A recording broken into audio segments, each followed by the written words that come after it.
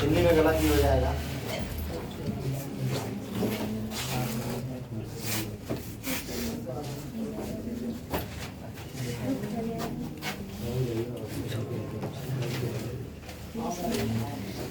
ध्यान देना, या इसी को ऐसे लिखता है COO, जैसे या मान लीजिए है COOH,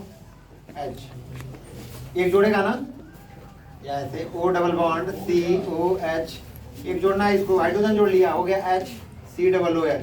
तो देखो जब आप इसको देखते हो ना तो आपको समझ में आता है कौन से फैमिली से, कार्बोक्सिलिक ग्रुप से, ठीक है ना। कार्बोक्सिलिक से हो जाता है तो इसका भी कॉमन नेम वही एसिड है। हाँ, IUPAC नेम यही होता है। अच्छा, तो कॉमन नेम इसका क्या हो जाएगा, फॉर्मिक एसिड अब इसका होगा, क्या हो जाएगा, सही है जी, फॉर्मिक अम्ल,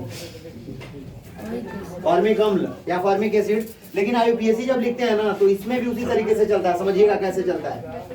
क्या हो जाता है, कार्बन की संख्या पहले गिनो, तो यहाँ पे क्या अल्केन होता है ना,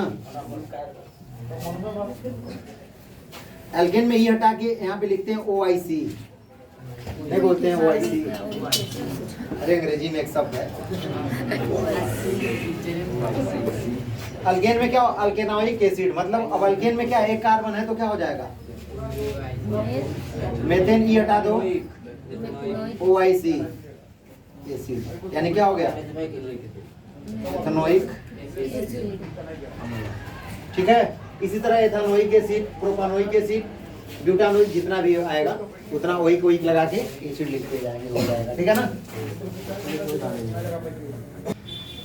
6 तो 4 ऑलरेडी, सॉरी CH3 COO क्या हो गया, देखिएगा इसमें क्या हो जाएगा, एक कार्बन और दो कार्बन, दो कार्बन के लिए क्या लिखते हो,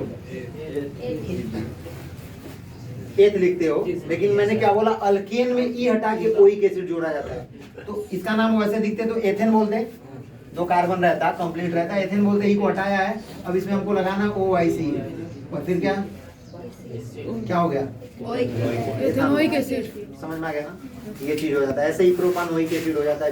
ये ऐसे पढ़ रहे हैं तो इसे समझ में नहीं आ रहा है, जाके रणनीति बनाइए आज ही से कि हम 10 घंटा पढ़ रहे हैं, हमारे भेजे में कुछ घुस नहीं रहा है, तो कहीं ना कहीं आपके रणनीति में कमी है, समझ में आ गया।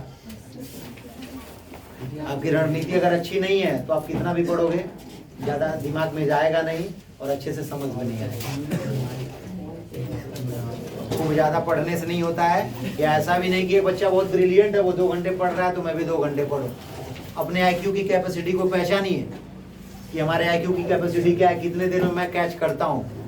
अब भाई कुछ लोग ऐसे होते हैं, हमारे घर में एक आध ऐसे हैं जो मैं खाता हूँ वही खाते हैं, लेकिन बहुत भयंकर मोटे मोटे हो गए सब। हम भी वही खा रहे हैं, हमको लग ही नहीं रहा है, एक्स्ट्रा खा रहे हैं तो भी नहीं जा रहे हैं। तो उनके अंदर जीन हार्मोन्स थोड़ा सा डिफरेंट है, ग्रो कर रही है बॉडी, अपनी नहीं कर रही है। हाँ, लेकिन बुद्धि अपना तेज है, उनका बैल बुद्धि है, अपना तेज है थोड़ा सा, तो डिफरेंट होता है।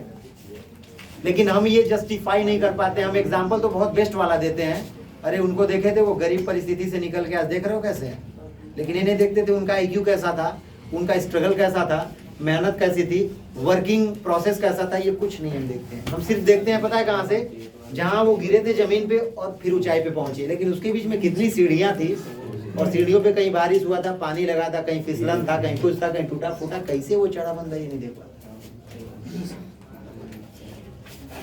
तो ये एकदम लो वाला जो है, बॉटम और टॉप, इसको तो अभी छोड़िए आप, जो सामने उसको रणनीति बना के पार करिए। टाइम आपके पास कितना होगा, मैक्स टू मैक्स अगर एग्जाम आपका होगा ना तो आई थिंक मार्च वार्च में जाएगा, या यूपी बोर्ड का फैब में रहता है, तो टाइम आपके पास कुछ नहीं है। ठंडी का मौसम में पढ़ाई बहुत भयंकर होता है। अब हम फर्स्ट पार्ट पढ़ाते भी रहेंगे, ठीक है, हम फर्स्ट पार्ट पढ़ाएंगे, सेकंड पार्ट पढ़ाएंगे, ठीक है, कोई दिक्कत तो केमिस्ट्री खत्म हो नहीं। जाएगा। आप लोग खा पी के आइएगा, लेके आइएगा टिफिन, बहुत देर तक एक्सपीरियंस है, पढ़ाता रहूंगा। तब 7-8 घंटे पढ़ेंगे तो उतना देर भी मैं पढ़ा लूंगा, ठीक है ना, जब तक आप लोगों को पढ़ना होगा। नहीं तो हम 5-6 घंटा के लिए व्यवस्था बाना 9 बजे आइएगा, घर पे बोल के आइएगा कि ज्यादा देर तक पढ़ेंगे हम लोग। जी सर, मैं भी आ जाऊंगा 9 बजे, तो कम से कम 4 घंटे पढ़ेंगे। जिसको बीच में जाना है वो मत यहाँ आया करें।